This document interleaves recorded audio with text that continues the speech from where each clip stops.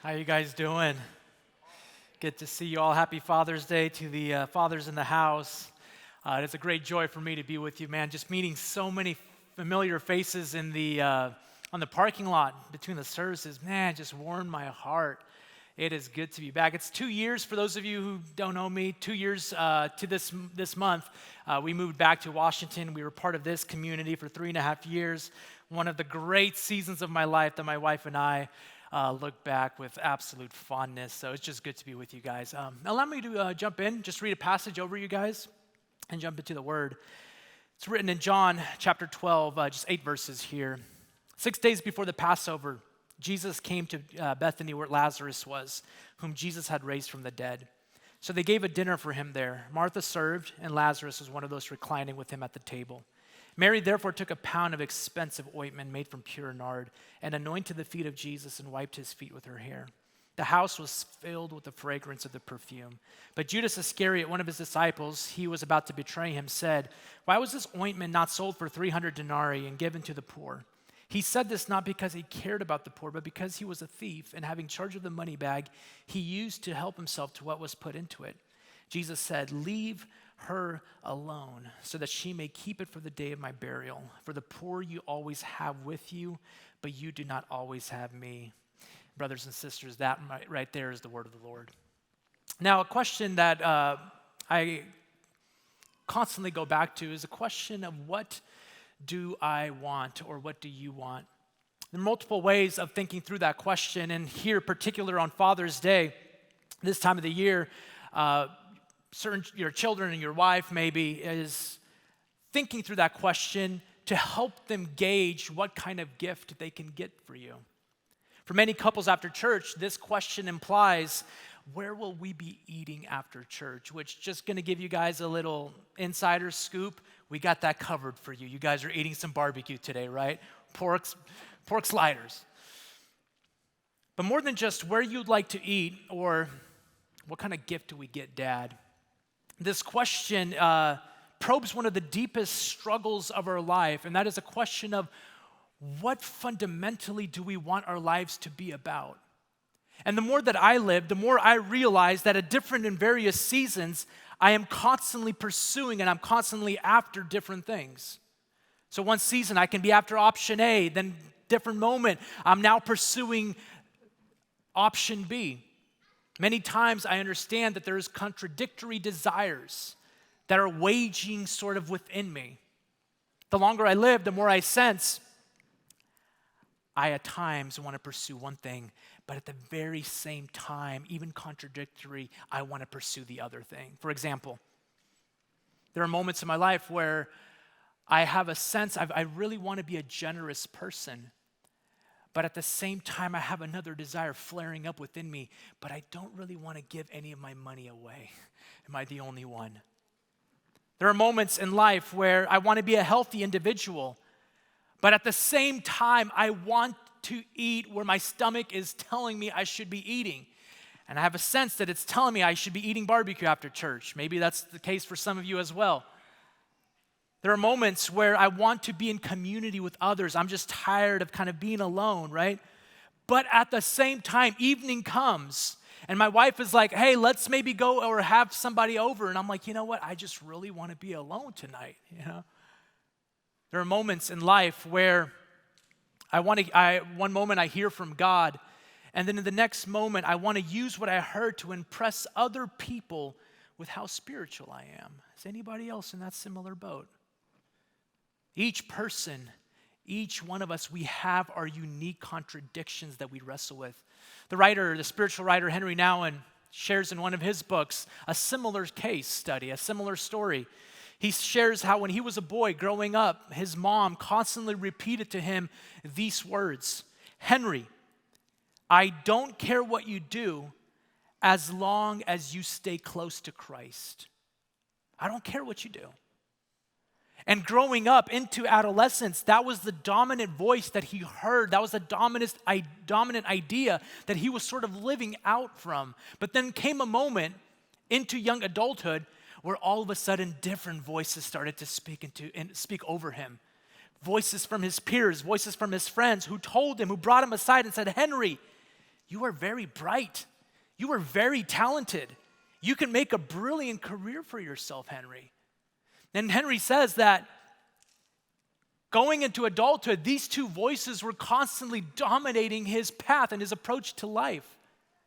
To the point where it was at one point, his peers were almost winning out, and he went and he became a professor at Harvard. He was writing books. He was, a sought-after speaker. Like, he kind of made it. But then later in his life, his mother's voice rang truest in his life, and he dropped everything that he had. He dropped his Harvard teaching position. He moves overseas to spend the rest of his life working and serving the mentally handicapped. What a story. And reflecting on this struggle, he writes this: "Indeed, how divided my heart has been and still is. I want to love God, but also to make a career. I want to be a good Christian, but also to have my successes as a teacher, as a preacher, or a speaker. I want to be a saint, but also enjoy the sensations of the sinner. I want to be close to Christ, but also popular and liked by others." And what my personal experience and what Henry Nouwen is essentially getting at is that the great struggle for many of us, especially in this age, is for our lives to be whole. The great struggle for us is a struggle for wholeness. That every part of us is congruent, that every single part of us is whole, that we are not fragmented and broken up into pieces, into parts where we are one in this setting or another in the other setting, but that we become whole. That is the great struggle of our lives. How do we get whole? How does this happen, my brothers and sisters? Well, in the movie City Slickers, came out a few decades ago. Some of you might have seen it. There's this man, Billy Crystal, who plays a confused 30-something-year-old, sort of dissatisfied in life character. And there's also, at one point, Jack Palance, sort of this old, leatherly, ageful, wise sage, comes to him. And he tells this dissatisfied man who is just burnt up with life, who just does not know what to throw himself into next. He comes to him with these words: "Do you want to know what the secret of life is?" And Billy Crystal is like, "Yes, tell me the secret. I've been trying to find the secret to life all my life. I'm running after one thing and the next and the next." And Billy Palance says, "The secret to life," and he holds up a finger. And the guy's a bit confused, like, "That's the secret, is your finger?" No, he says, "The secret to life is one thing. One thing. That's the secret to life, is to pursue one thing." And somehow this deeply resonates with Billy. This sort of creates this dynamic where he goes on a different trajectory of life, this life transformation stage. But he essentially asks that question: what is the one thing? What is this one thing? And Jack Palance says to him, "You have to find it for yourself. You have to find it for yourself." Now, long before Billy Crystal and Jack Palance, there was another man, a Danish philosopher by the name of Soren Kierkegaard, which, if you want to name your boy anything, Soren, it's throwing that out for you. You can do it. But Soren Kierkegaard, the Danish philosopher, in his book, a few hundred years ago, in his book, Purity of Heart, he offers a definition of a saint that is very memorable. And he defines it this way: to be a saint is to will one thing, to be consumed by one thing, to be devoted to essentially one thing, to treasure one thing above everything else. That is the definition of a saint. And most of us, and myself included, when I hear this, part of me doesn't really resonate with that, because I'm not really about the one thing. I'm a little bit more of like the half dozen things. Anybody else in the room? Like, don't talk to me about one thing. Give me a few dozen. A lot of us are kind of like Teresa of Lisieux, who when she was 7 years old, her older sister came and took all of her toys, put them into a big basket, and said, "Teresa, You can choose one toy, and the rest we're giving away to an orphanage. And this little girl at the age of 7 is standing there, paralyzed. And then she starts exclaiming, I choose them all. I want them all, right? And many of us, when we hear this call to be a saint is to be one thing, we're like, no, I mean, maybe, but we want everything in life and everything that life has to offer. Many of us, we are conflicted and fragmented within ourselves. We want to be a saint, but we also love to be a sinner. And so the question is, how do we become people of one thing? Or better yet, is there a one thing that we should even give ourselves to? Is there even such a thing? And what is it? Well, let's look at a story of a person who seems to have found the answer to that question. We pick up this narrative about a week prior to Jesus' eventual death. You have here a sort of a banquet that's thrown out in Jesus' honor. It's his last week, before he dies. The characters here in this setting are all familiar. If you read the Gospels, you are well acquainted with them. You have Lazarus, the man who was just raised from the dead. Here he is at the table celebrating another chance at life, right? Like he's like, another banquet, sign me up for that. You have Martha. She is serving. What else is new? That's just what Martha does. Apparently everywhere she shows up in the Gospels, Martha's just serving people. You have the disciples who are present. They're just enjoying another meal with Jesus. And into the room comes Mary. And into the room comes Mary. What is she doing here? You could almost hear the murmurings bouncing and echoing off the walls. What is this woman doing in our company of dudes? But Mary approaches Jesus, and all the disciples are sort of leaning back at this time. This is ancient Jewish culture, where you weren't sitting behind a dining table on chairs. You were more like leaning back after you consumed your food, and you're just fellowshipping and chatting. And Mary comes into the room.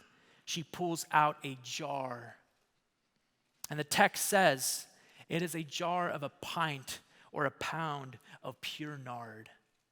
This, my brothers and sisters, is some expensive stuff. The contents of the jar is equivalent to a year's wage, which, from what I remember here in Sacramento, you guys are making somewhere between $75,000 to $100,000 a year, family, by yourself, something like that, yeah? Well, let's just say $100,000, right? Let's be generous. Some of you make more, some less. But imagine she takes this $100,000 worth of jar and she tips it to start pouring it on Jesus' feet. And I can imagine at this moment, some of the people are thinking, okay, she's going to do a little dab, a little drop. That's fine. But she keeps pouring. It's more than a dab. It's a quarter bottle. And then she keeps pouring. And it's a half bottle. And before you know it, 3/4 of the bottle is done. And then there is nothing left in the bottle. She pours all of it out, and the crowd is in disbelief. Can you imagine somebody just came to the front right now, and they took $100,000, they laid it, they took out a lighter, and they lit it up, and they said, "This is for the glory of God." What would you say? How would you respond? How would you act? It's safe to assume some of you here would be angry. And guess what? The crowd is angry. In Mark 14, a similar account, there's an amazing statement. It says they rebuked her harshly, which if you translate it literally, it actually means they were bellowing with anger. Like this wasn't a few people that are like, "Oh, come on, Mary, really? You just did that?" Like, no. Some of them probably got up, took off their jackets. "Jesus, you allowed this? Like, what is this?" Some of them probably stormed out of the building. But not only has she just wasted $100,000 worth, she's also broken several layers of conventional protocol. She is a woman. In a Jewish tradition, you as a woman are not supposed to come and touch a Jewish man. That just wasn't allowed. Like side hugs was not a thing back then, right? Not only that, she is a woman. It says, she let go of her hair. She let it fall, which Some rabbis taught in that particular day that if you're a woman, you're not even allowed to let your hair go in front of your husband. Who here is happy is they're not living in that culture anymore, right? Some of you are like, thank God I live in the 21st century. But all this to say that the party comes to a screeching halt. And Mary is at this place. The eyes are fixated on her. But she doesn't care about the accusations. She doesn't care that she just dropped $100,000. She doesn't care if some people are going to misinterpret her gesture. Why? Mary has found the one thing, my brothers and sisters. Now, if you were to ask an ancient Israelite, hey, brother, sister, what's the one thing that we should be pursuing and devoting ourselves for? They would recite to you the Shema, which goes like this: Hear, O Israel, the Lord is our God, the Lord is one. And as for you, you shall love the Lord your God with all your heart, with all your soul, and with all your strength. It's the Shema. If you were to ask David, what is the one thing that we should be pursuing? Look how he puts it in one of the Psalms. One thing I have asked of the Lord, that will I seek after, that I may dwell in the house of the Lord all the days of my life, to gaze upon the beauty of the Lord. If you were to go a little bit New Testament on, hey, Paul, what's the one thing? Look how he puts it in Philippians. What is more? I consider everything a loss because of the surpassing worth of knowing Christ Jesus my Lord, for whose sake I have lost all things. I consider everything garbage. Why? That I may gain Christ and be found in him. And if that is not enough for you, and you're like, you know what, Paul, David, the Shema, all of that, I need the source. I need a word from Jesus himself. Well, let me offer you the last word from Jesus himself. There's another scene, another story. Mary and Martha, the familiar characters, are Martha serving, Mary's at the feet of Jesus listening, and Martha gets a little disgruntled and starts making accusations. Jesus, tell Mary to help me. And what is Jesus' response? Listen to this. Martha, Martha, you are worried and upset about many things, but few things are needed, or indeed only one. Mary has chosen what is better and will not be taken away from her. The consensus of biblical testimony, the consensus of the Bible, is that the one thing is nothing less than Jesus Christ himself, my brothers and sisters. Nothing less than Jesus Christ. Skye Jethani, modern writer, puts it this way: the goal of Christianity is not to get to heaven. And for many of us, that's the goal. It's, how can I get to heaven? What can I do to get to heaven? What is the goal? It is Jesus himself. It is Jesus Christ himself. And I bring these voices, modern, ancient voices, sort of to bear because our modern predicament, in my estimation, is a bit troubling. If you read some of the polls, some of the studies, let me just give you one from Barna, who in a recent poll claims that Americans are very comfortable with religious faith. In general, people are like, you know what, faith is not that bad of an idea, as long as that faith does not infringe on who you are and on your priorities. As long as that faith does not become everything to you. If it's this little side gig that you're sort of working on, that's fine. You have your own faith, no big deal. According to this poll, only 15% of regular churchgoers give their relationship to God as their first priority. By no means can God be the first priority. Maybe third or fifth, that's fine, but no means can it be number one.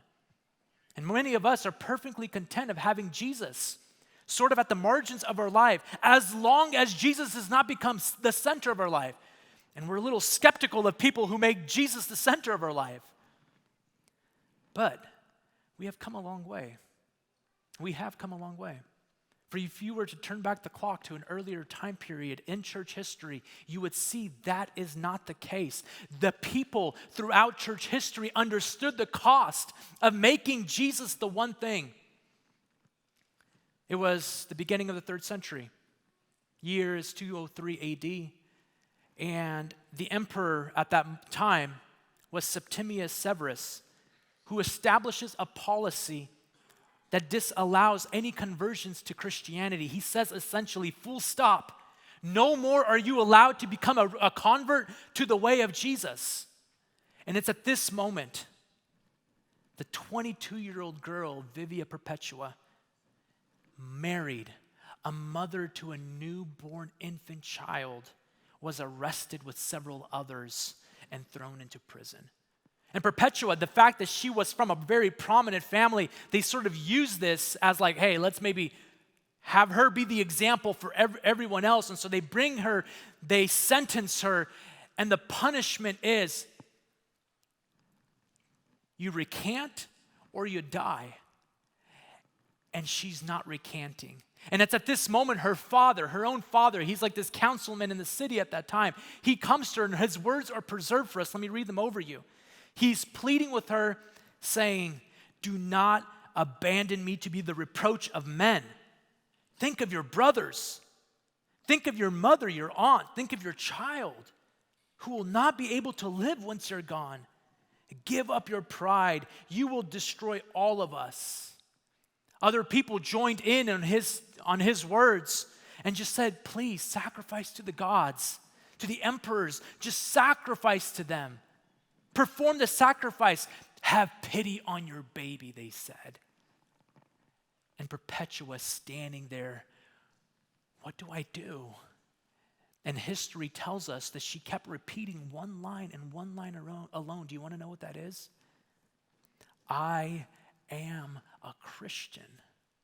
I am a Christian. But how about your baby? But how about your spouse? But how about your family? I am a Christian. What would you do? What would I do? Would you act in the manner of Perpetua, 22-year-old girl, or would you just burn some incense to the emperors and to the gods?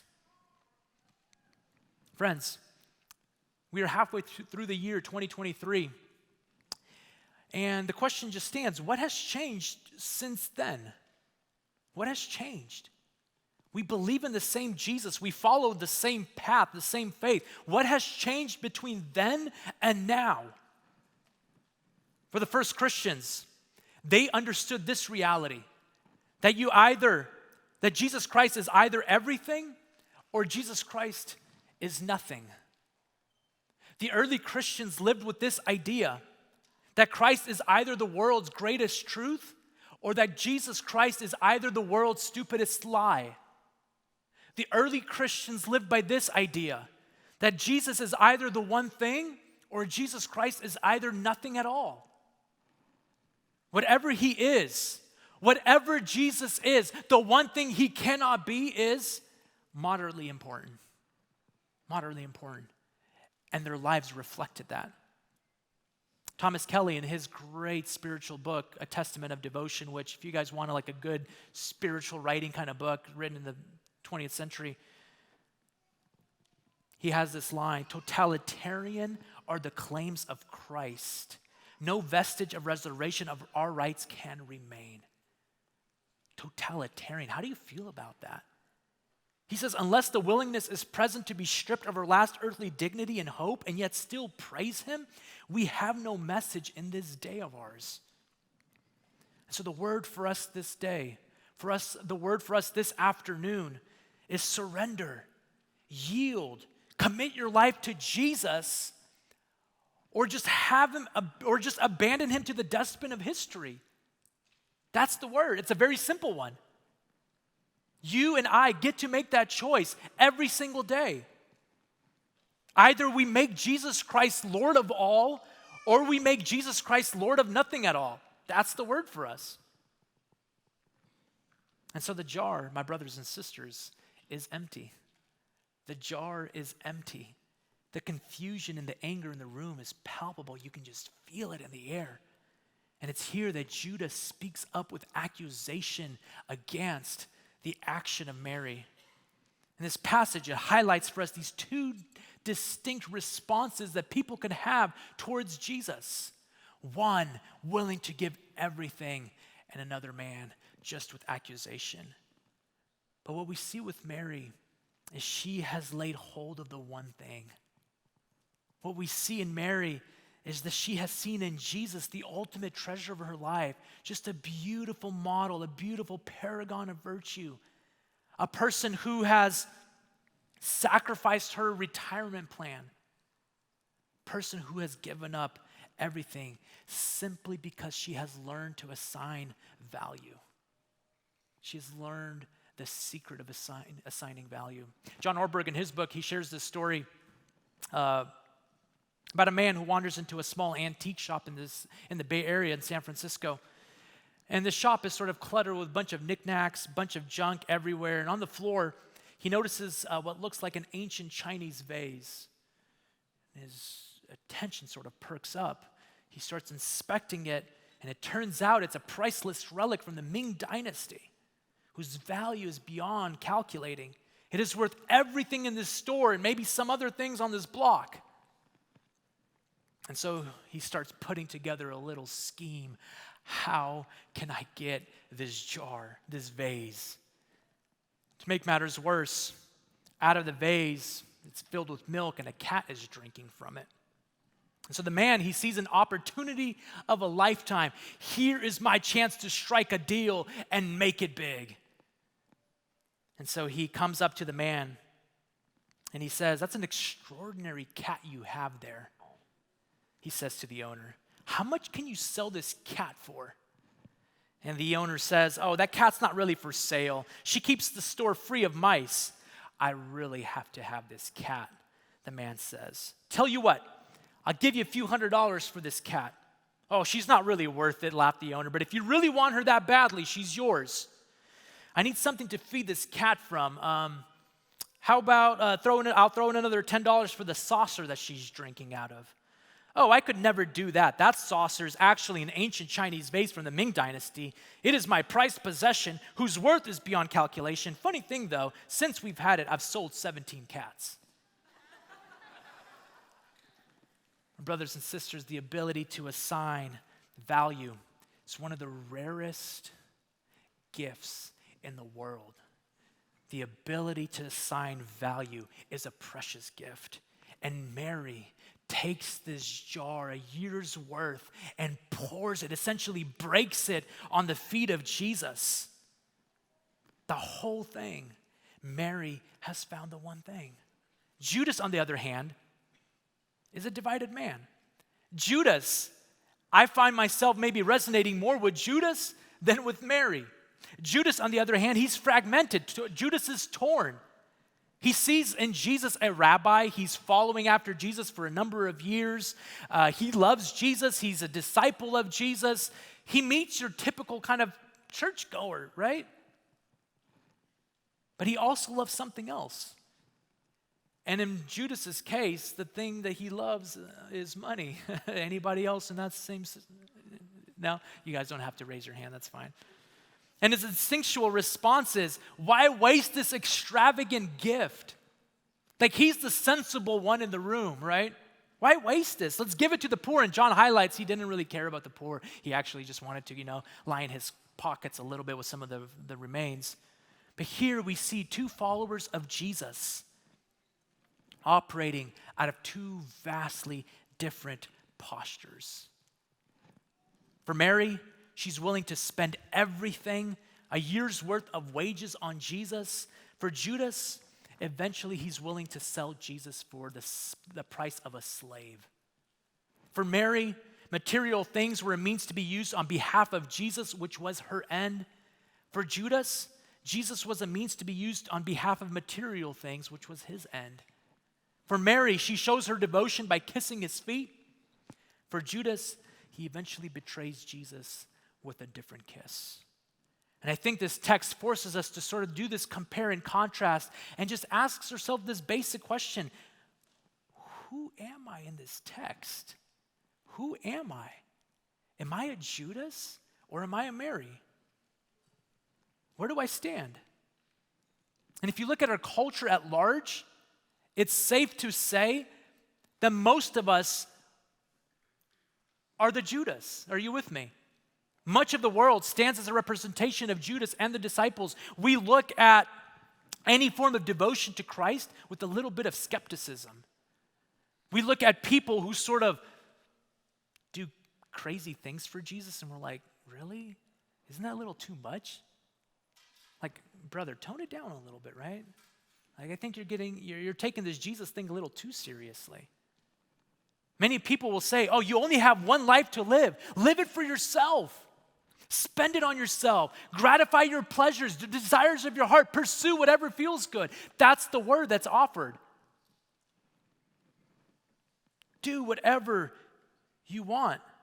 Just don't get too passionate about Jesus. Don't get too crazy about the Jesus thing. You can get fanatical and crazy about anything else. I was flying here. I was sitting next to a girl right before boarding, and she had her laptop open. She was watching the latest game, Diablo 4, and she's like, she's watching 6 hours worth so that after she watches it, she can get a free skin.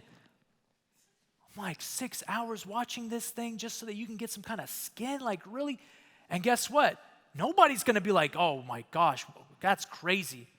Do your thing, girl, right? But if somebody is getting a little bit about, if I was to pull open a Bible and I'm starting to read, people would be like, man, this guy's taking his faith a little too seriously. Why does he have a physical Bible on him? Like, bring out the digital one, right? Peter Kraft, the Catholic Christian philosopher, he says that if you were at a fashionable cocktail party and if you were to confess that you're a foreign spy, if you were to confess that you invented a new way to commit suicide, if you were to confess that you practice sex with crocodiles, he says you will attract a buzzing crowd of human flies and probably a big book contract.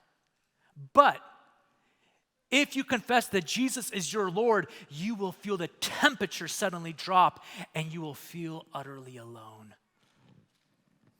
In our modern world today, you can be a fanatic about anything. You can be crazy about any sport. You can dress up. You can do the face paint. You can go to the games. You can do all that. Yell until you turn blue, until your voice is lost. You can get fanatical about any of the political movements of our day. You can sign up. You can participate. You can give everything to it. You can spend money. And people will clap you on and say, yes, good, well done, as long as you do not become a fanatic of Jesus. Because as soon as that happens, people all of a sudden become a little worried and a little skeptical. They start questioning, is this a little too much? Are you taking this a little too far? And the sad truth for many in our day is that we can't muster up any courage, any devotion to Jesus, mainly because of the fear of what other people in the room will say. We are afraid of the public opinion.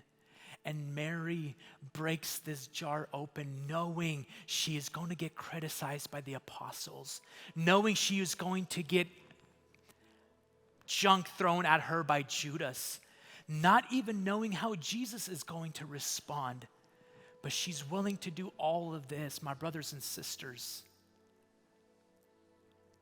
regardless of what others say. And that is our great temptation. What will my neighbors say when I invite them to church?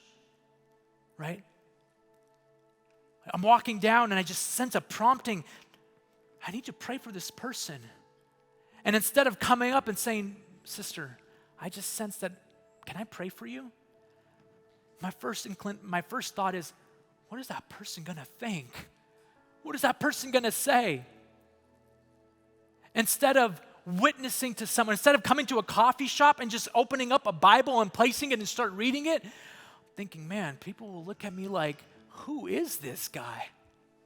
We are afraid of what other people will say. But Mary is willing to lose respectability. Mary is held up, sort of this person, this fanatical person even, this extreme person. She's willing to be inconvenienced even amongst the disciples because she knows she will be vindicated by Jesus. And Judas, on the other hand, what is he doing? He's just like tweeting, giving money to the poor, getting likes on Instagram and Twitter. He doesn't really care about it, but what sounds good and what sounds right for the audience, and that's what he's doing. And Mary is willing to lose all of that. And my brothers and sisters, Jesus has the last word. And what everyone said was worthless, what everyone said was a waste, Jesus interprets it differently. And I'm here to tell you that how Jesus interprets it is the only thing that truly counts. Are you with me? 100 years from now, all new humans are on the earth. Everyone is gone. How Jesus interprets it is the only thing that counts. And what Jesus says is what she did was beautiful. What she did is beautiful. It's a gift.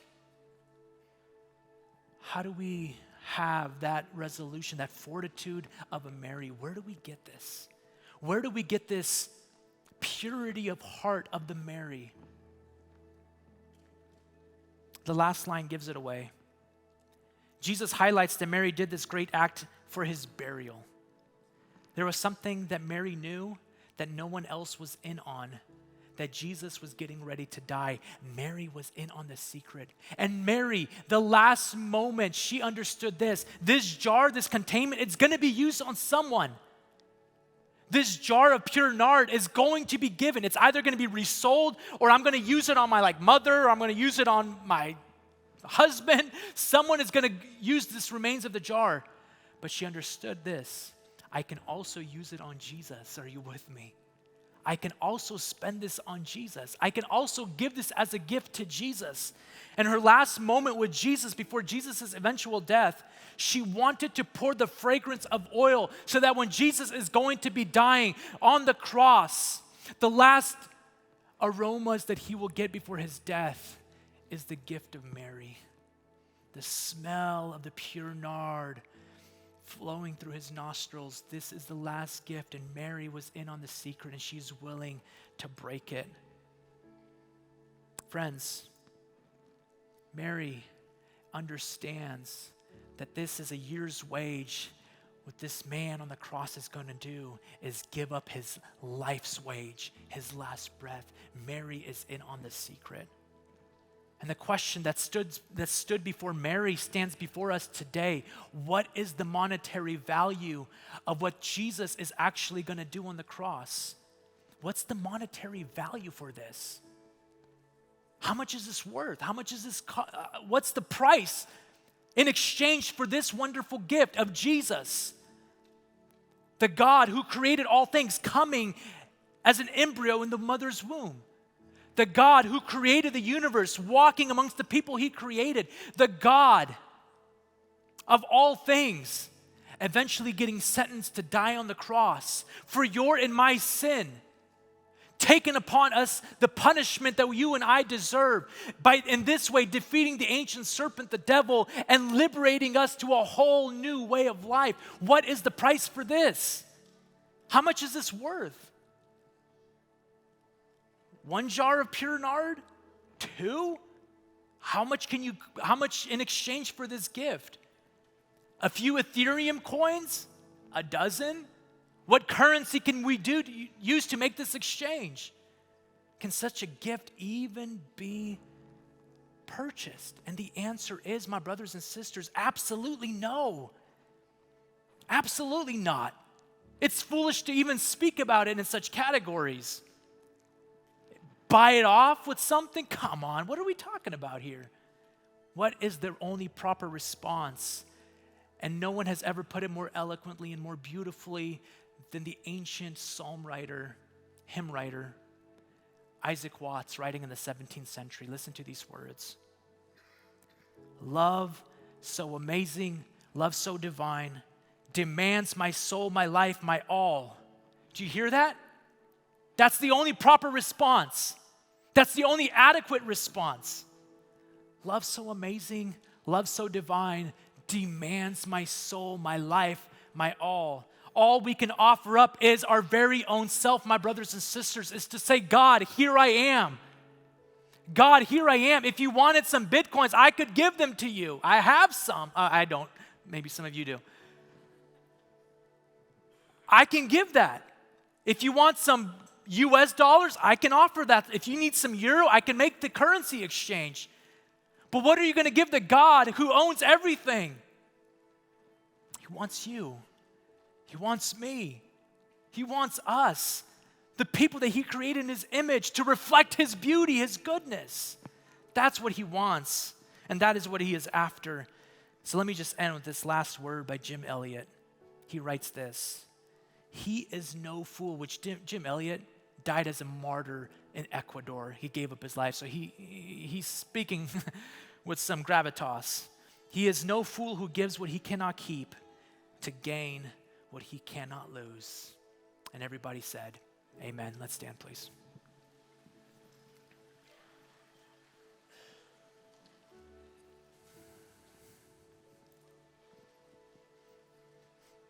God, we need you.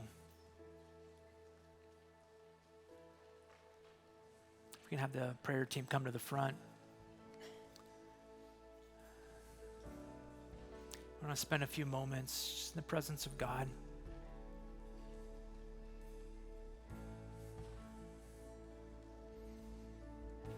Allow the word, the testimony, the actions of Mary to fuel our devotion, to fuel our posture, our heart.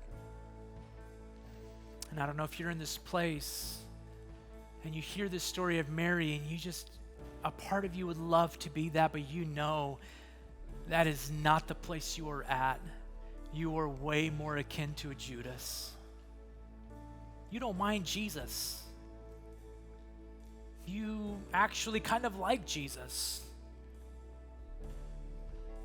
He's an advancement. He is there to help advance you into certain initiatives and certain things.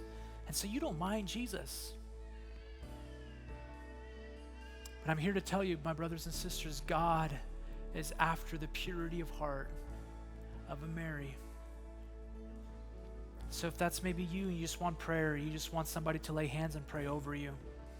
Maybe you're at a place and you're like, God, I just care way too much about what other people say. I want to be liberated. I want to be freed from that. I want to be able to follow the promptings of the Holy Spirit, who's asking me to pray over, who's asking me to invite, who's asking me to give, who's asking me to be a fool, a holy fool for Jesus. And you're like, I'm just not that, but I want to be there. That's you. We just want to come to the front, have a prayer, have a time. Just God created us the purity of heart. God created us a purity of heart. We want to be people of the one thing. If that's you, you can come to the front. We're just going to spend some moments in the presence of God, offering our devotion to him. Let's pray.